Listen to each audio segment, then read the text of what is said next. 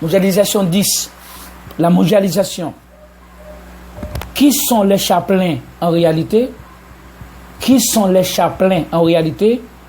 Traditionnellement, est un aumônier, un chapelain, est un ministre en tant que prêtre, pasteur, rabbin, représentant d'une tradition religieuse, attaché à une institution laïque comme un hôpital, prison, unité militaire, l'école, la police, bien que le mot chapelain appelé à l'origine des représentants de la foi chrétienne, il est devenu mondial et inséré dans les secteurs sociaux et culturels du monde. C'est la définition d'un chapelain. Et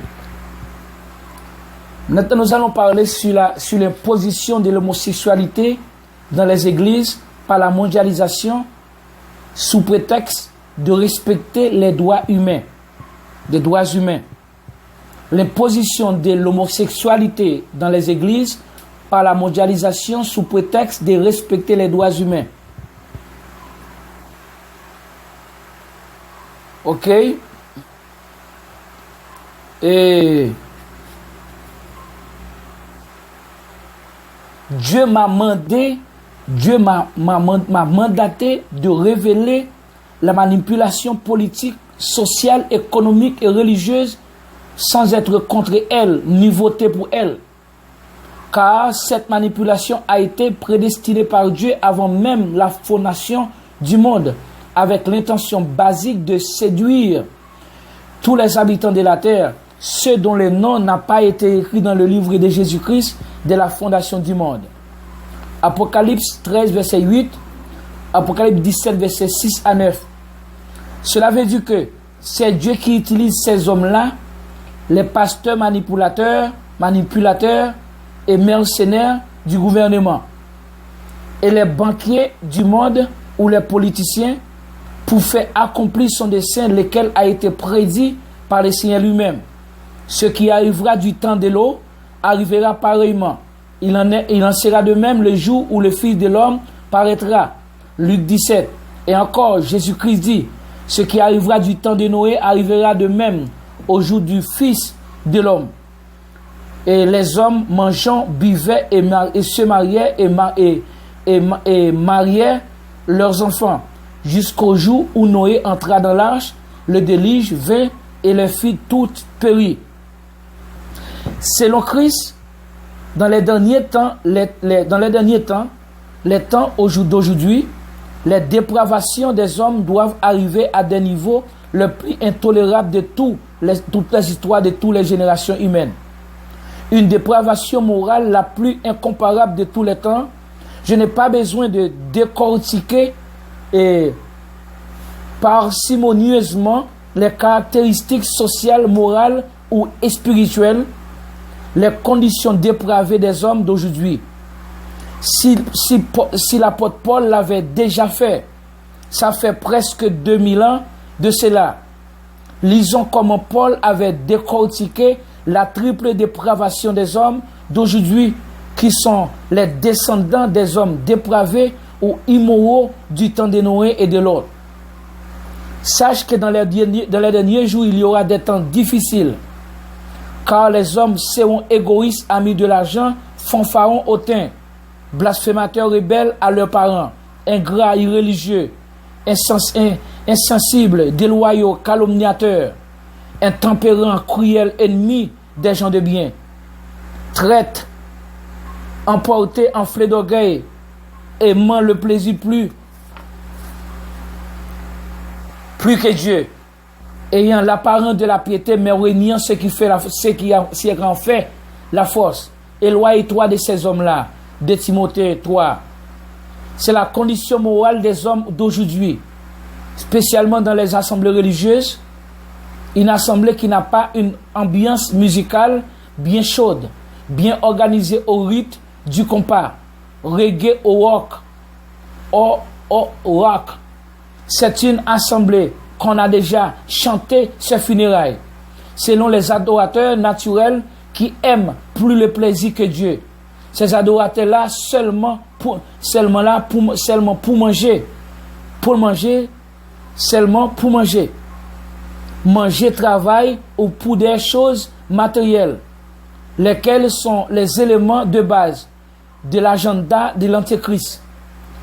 Ils votent dans les élections pour des raisons alimentaires, pour manger, pour boire et non pour des raisons idéologiques, morales ou spirituelles. Moralement parlant, la partie de cette génération, c'est la continuité triple de la génération immorale du temps de Noé. Maintenant, parlons un peu de la partie physique de cette génération, laquelle est la continuité des habitants pervers du temps de l'eau. Maintenant, nous arrivons sur le territoire de l'homosexualité. Le taux de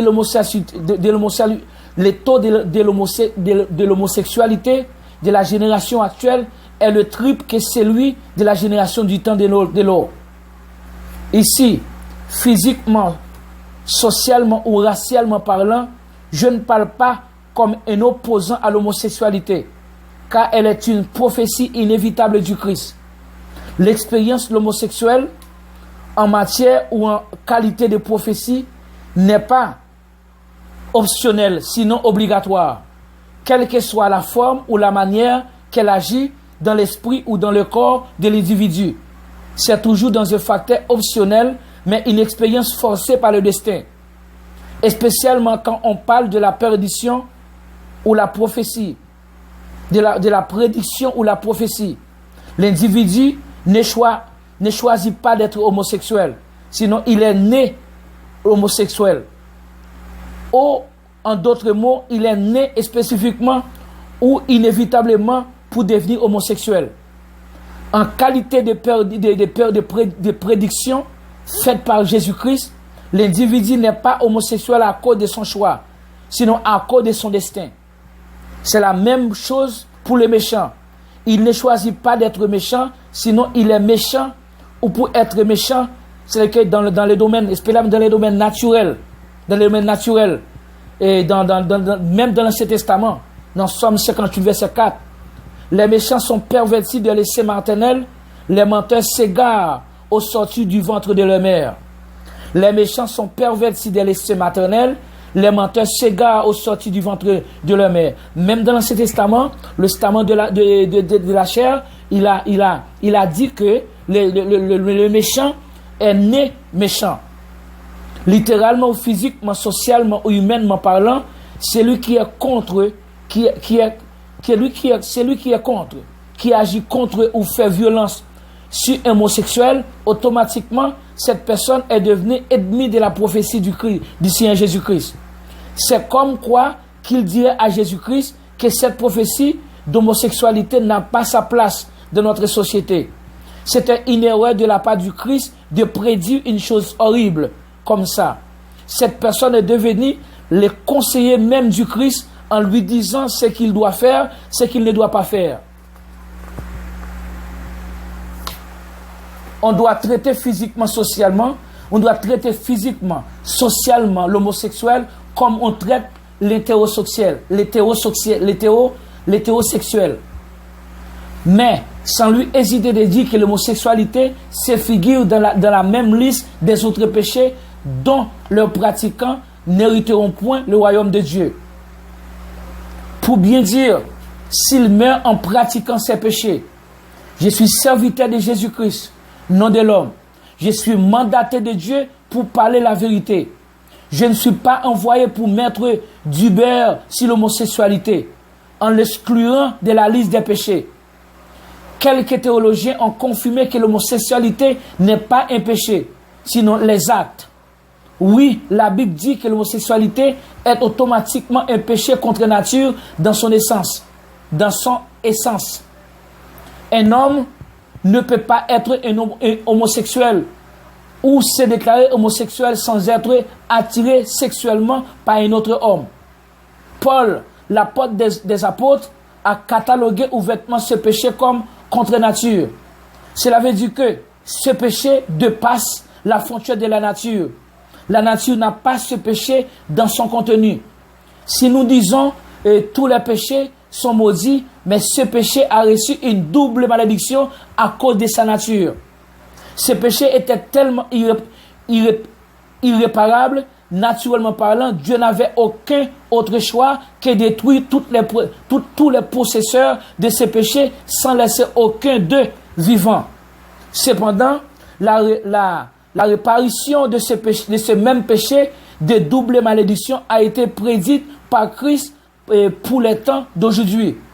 C'est pour cela que je viens de dire que ce péché est un produit congénital. Par conséquent, il est inévitable pour ceux qui devaient le posséder à cause de leur destin.